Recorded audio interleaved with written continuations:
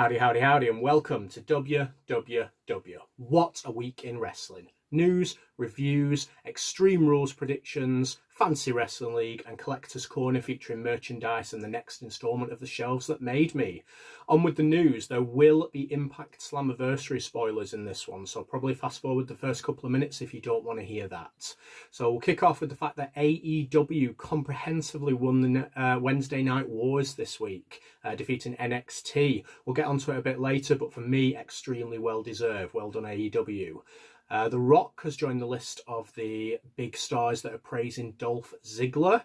Obviously, rightly so, praise for Ziggler's in-ring work. For me, his character has not evolved over the last few years. And there was that weird thing a couple of years back where he decided to leave and drop the US title and then came back like 2 or 3 weeks later at the Royal Rumble, which was very weird and made no sense. And I haven't been able to really recover from that.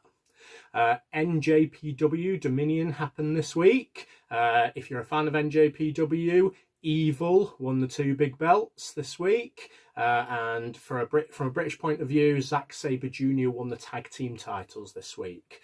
Okay, that was your warning. Slammiversary results. So as expected, we had a few returns at Slammiversary. Motor City Machine Guns returned in the tag team division, as did the Good Brothers, Luke Gallows and Carl Anderson, who we all already knew had signed a contract with Impact Wrestling.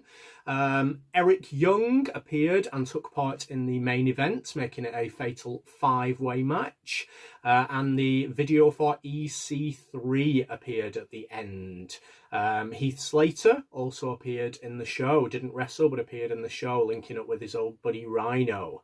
Excited to see where TNA goes with this. On the show, Deonna Purrazzo, former WWE developmental jobber, won their women's title. For me, that was a clear indication to the rest of the guys that have joined of this is what we could do for you. So again, TNA hasn't been massively exciting since like the early 2010s. I hope it gets back to where it was. Let's get on with the results. Raw this week. Angel Garza and Andrade defeated the Viking Raiders in the elimination match. Angel Garza and Andrade are by far the best things on Raw at the moment. I'm looking forward to seeing the tag team title victory hopefully soon, and then looking forward to the feud as well, which should be amazing. Ruby Riott and Bianca Belair defeated the Iconics. Everything featured on Bianca Belair in that match. Ruby Riott was just kind of used to indicate that she's gonna form a tag team with Liv Morgan, I'm assuming. Aleister Black defeated Murphy. The spot of the night went to Aleister Black's Black Mass when Murphy was on the ropes, which was absolutely brilliant to see. Murphy took it amazingly and landed perfectly for the pin. The pin didn't happen, by the way. It was a DQ. Kevin Owens defeated Seth Rollins. Owens is making himself into a star at the moment with his mic work and his ring work. It's kind of leading to the fact that there'll probably be a match between them two at SummerSlam, I would imagine. Randy Orton defeated R-Truth, a little bit of Ric Flair manager for Orton. How long that will continue before Orton becomes the legend killer, who knows? Lashley defeated Ricochet in just the build-up for Lashley's impending push. And Sasha Banks and Bayley defeated the Kabuki Warriors in what I would imagine is the Kabuki Warriors' final match together. Kairi Sane has indicated she wants to challenge Asuka for the title. I hope that doesn't give away any kind of things that are going to happen at Extreme Rules. NXT, decent episode of NXT. Damian Priest defeated Cameron Grimes in a good match. I think Cameron Grimes is looking like he could be a bit of a star here. It'd be really good to see him on a kind of Intercontinental United States title hunt on the main roster. Indy Hartwell defeated Shotzi Blackheart. Indy Hartwell had most of the offence in this match as well. Shotzi obviously lost due to the interference of Robert Stone and Aaliyah. Aaliyah knocking Shotzi off the top rope.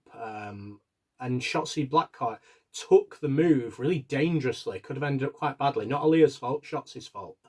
Keith Lee defeated Dominik Dijakovic in what I would imagine is the last match between them two, and probably one of Dijakovic's last match on NXT before he gets pushed to the main roster. Timothy Thatcher, there was a little bit of a promo for him first of all about his technical wizardry, and then he showed it in the match against developmental talent Denzel Dejonet. And in the main event, Io Shirai defeated Tegan Nox in the Women's Championship, and then Dakota Kai took Shirai out on the ramp. Dakota Kai versus Io Shirai is the match I want to see, so that's the right way forward.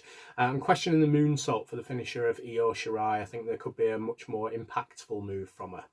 SmackDown, much better this week, I'm glad to say, after our horrible criticism of it last week. Cesaro defeated Big E in build-up for their tag team title match.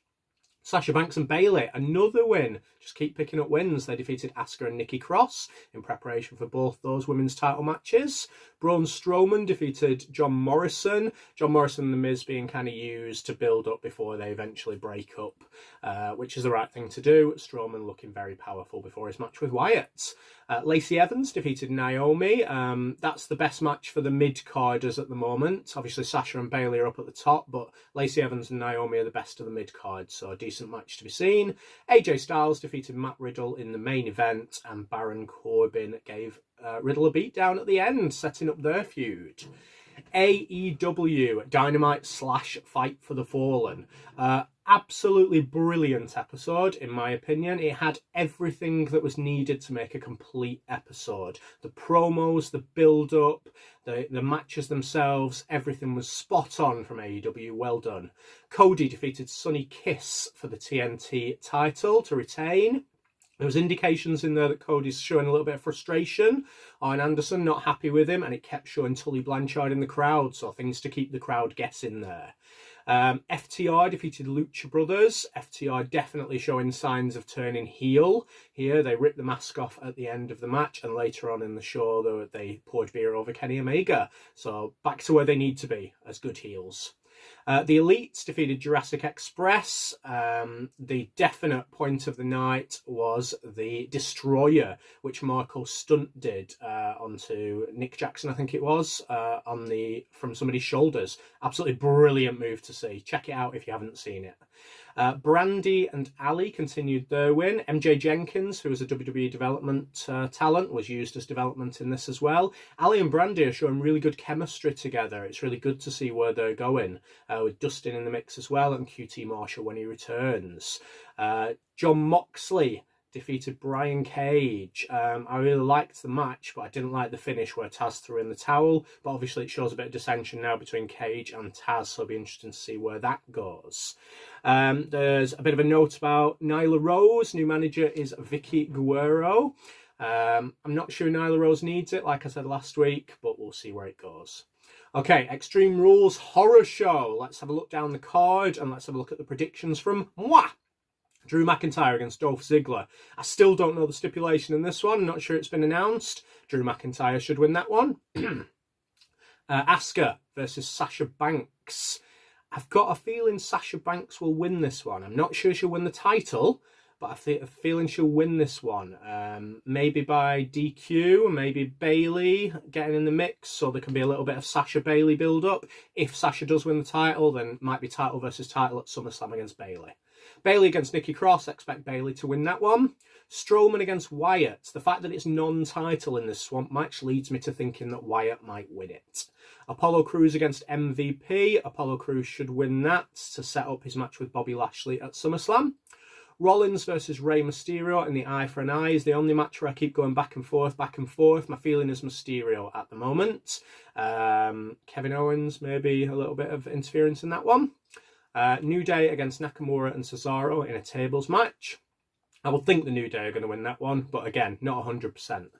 Two matches seemingly dropped from Extreme Rules. Jeff Hardy against Sheamus in the bar fight is now next week on SmackDown. And Randy Orton against Big Show, which probably should have been saved for a pay-per-view, is now on Raw. So interesting decisions by WWE, because they are one match that's been promoted heavily and the other match which is a big match. Fantasy Wrestling League. Start of the week this week is Ali. She got wins on Dark and Fight for the Fallen. Looked good in those matches as well. Obviously, she must... excuse me. Obviously, she might have been showing a bit of ring rust. Not fought for a while, but she didn't seem it. Star of the month is still Sasha Banks. She picks up 2 wins again this week to keep up her Star of the Month. Stars of the Year, AEW is still Cody, who got another win this week. And WWE, after 1 week knocked off the perch, back comes Aleister Black. He is back on top after 1 week away, due to a win on Raw against Murphy. Collector's Corner. I've got 3 things to show you this week. 2 of them are new ones for me, and 1 of them is a giveaway, so keep tuned in. The first one is Viscera figure. from the Ministry of Darkness. WWE seems to like producing Nelson Fraser. Obviously, Mabel's already had Chase and the normal one of him. Now we have Viscera. Will we get a Big Daddy V in the future? Love this figure. The fact that it comes with a hardcore belt, even better. I'm not a big fan of Pops, I have to say. I haven't got into that culture, but I am a big fan of Bret the Hitman Hart, and anything that's got Bret Hart's profile on is good for me. So I picked up this nice cheap little pop on Facebook. Very good. Obviously the glasses, it'll make a good display piece if nothing else. Okay, giveaway. I've been running a giveaway on a couple of Facebook groups. We've got the MCT group, which you can see the details for, and the EWC group, which you can see the details for. Also on my Instagram, Adam the Wrestling Man, I'm doing a giveaway of this. They're all combined. It's the same figure that's being given away in a couple of weeks' time. If you want a chance to win it, here it is, Aleister Black. Which Elite is it? Elite 73. If you want a chance to win it, simply subscribe to my channel and write in the notes underneath this video on YouTube your subscriber's name. Then I know exactly who you are, and you will go in the draw for a couple of weeks to win this Elite Aleister Black. Okay, time for instalment 3 of the Shelves That Made Me. Going to pick up the phone on this one, doing a little bit differently than I did last time. We covered the kind of 1985 to 1991 era last time. So this time, it's the early 90s. Just one shelf I'm going to show you this week. And this is the shelf. So, back row, we have the Elite Warlord. The lovely British Bulldog, getting a lot more valuable, that one at the moment. And the Bushwhackers, complete with their hats at the end. Next row down, we have Mouth of the South, Jimmy Hart. I need to find sunglasses for that one. And the 2 tag teams that he managed, or 2 of the tag teams that he managed with the tag team belts, the Nasty Boys. I prefer them without the glasses. I actually prefer them without the coats as well, but I just can't be bothered to take them off. And the Natural Disasters, 2 of the best figures that Mattel have made, Earthquake and Typhoon. Down onto the second row, we have Texas Tornado with the Intercontinental belt. We have Shawn Michaels as the Heartbreak Kid with the IC belt. We have Money Incorporated, which I've just added because I've only just bought them. $1 Million Man and IRS. Rare to find the IRS without the glasses. Need the tag belts adding on them. We've got the Berserker, which is such a cool figure. It's such a shame they didn't do it in brown.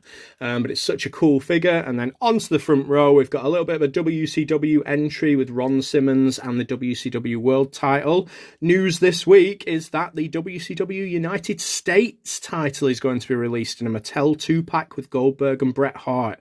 Very excited about the belt, not necessarily the 2-pack. We've got the Legion of Doom in their iconic red gear and the tag team belts, Hawk and Animal. We've got Gorilla Monsoon. I seem to have misplaced the glasses. I very much hope I can find the glasses for Gorilla Monsoon.